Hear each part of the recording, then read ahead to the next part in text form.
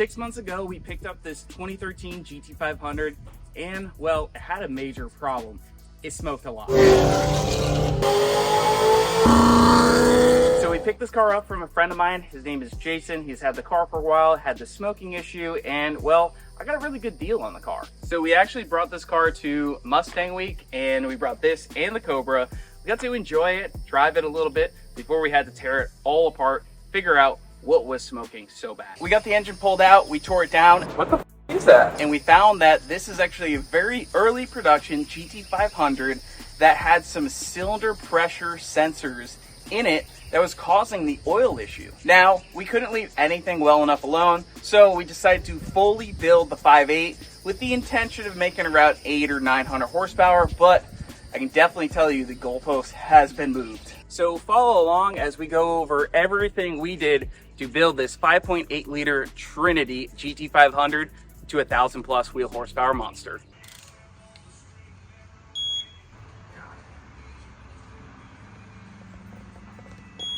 Hey Cody, what you doing? So Cometic makes these gaskets, which a lot of people use on 07 to 14 GT500, and for some reason they put these The rivets that hold the multi-layer steel gasket together, obviously, but these rivets hit the deck surface. Numerous people that have literally pinched this rivet in between the deck surface, and then obviously doesn't let the head fully clamp on. It'll also groove the head or the block. Yeah. You can put it on here, you can see it.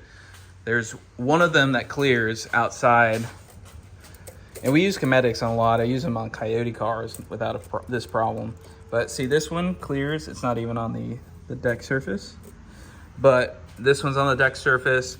This one's on the deck surface, and this one right here, what happens is it either grooves into the head, or in some cases it doesn't groove at all. It doesn't groove at all, and it causes the head to basically be lifted up. I love anything that's factory that doesn't have a limitation problem. So like I love factory style gaskets, because the factory style 07 to 14 GT500 gaskets are also MLS, multi-layer steel, and I mean, people have, to my knowledge, pushed 40-50 pounds of boost. I mean, I think there's even race cars that are full tilt sending it that have no problem with those gaskets either as well. But I mean, we're obviously not having an O-ring surface or anything of that sort, so I don't think these gaskets will be an issue. I think remove this one, that one, that one. We'll leave this one in there since that one's not a problem, and we'll continue putting it together. All right, cylinder head going on.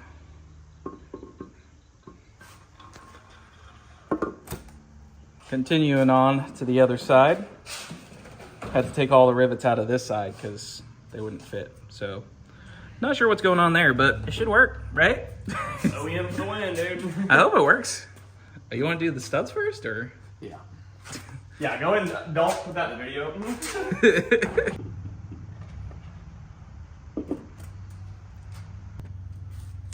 You like to play with Play-Doh, buddy?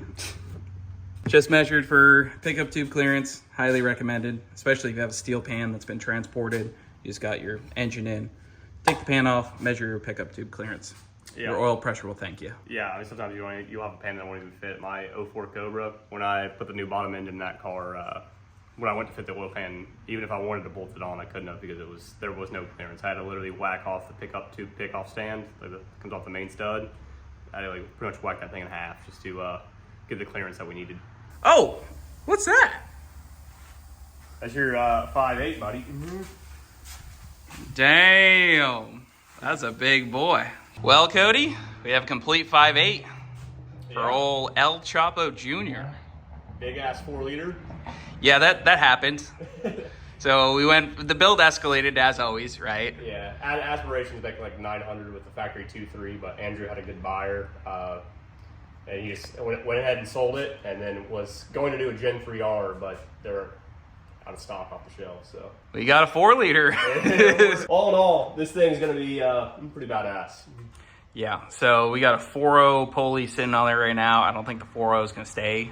Well, a 4.0 10%, what's that going to make? 1,000, 1,100 or so? It should, yeah, at least 1,050. It's still going to be 24 pounds. Assembled 5.8 right here in Cody's garage. Yeah. And right behind us is the other GT500, and about to yank that out for rods, pistons, cams. Yeah. It'll be fun. Pretty excited about that. That'll be, honestly, probably go pretty quick. You might even see that one running before this one's running, but we'll see. We'll see how it goes. See how it goes. What you guys doing? I'm putting you on camera right now. Look at you now, man. Okay, so remember when I got the Blue GT500 and said I'm gonna, keep it reasonable? Yeah. Yeah. Do you want to see my engine? And Oh, you got your engine right here? yeah, look. Did you go with that big Whipple?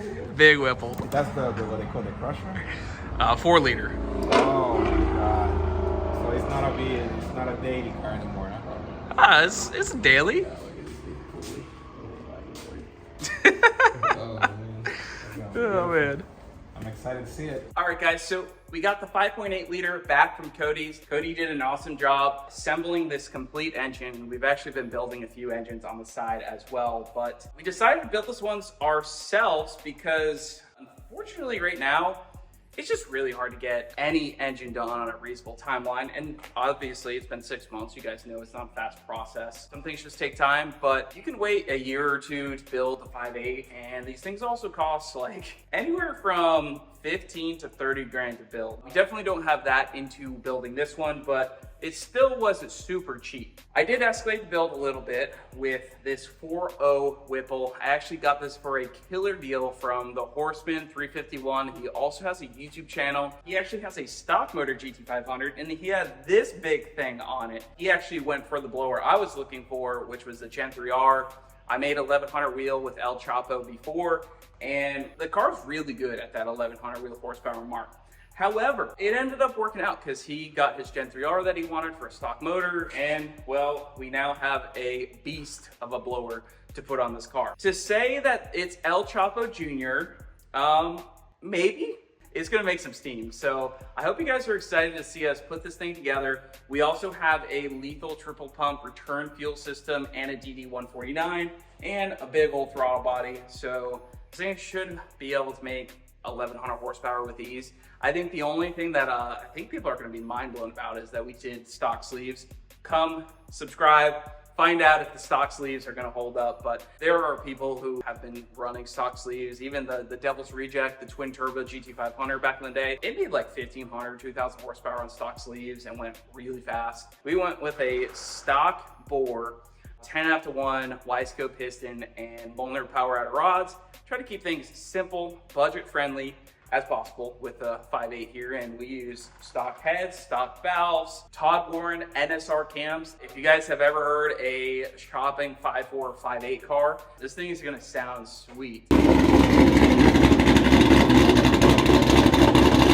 And I say 5.4, this being a 5.8 doesn't make really much of a difference. So definitely stay tuned and comment down below. Do you think we messed up not doing some sleeves?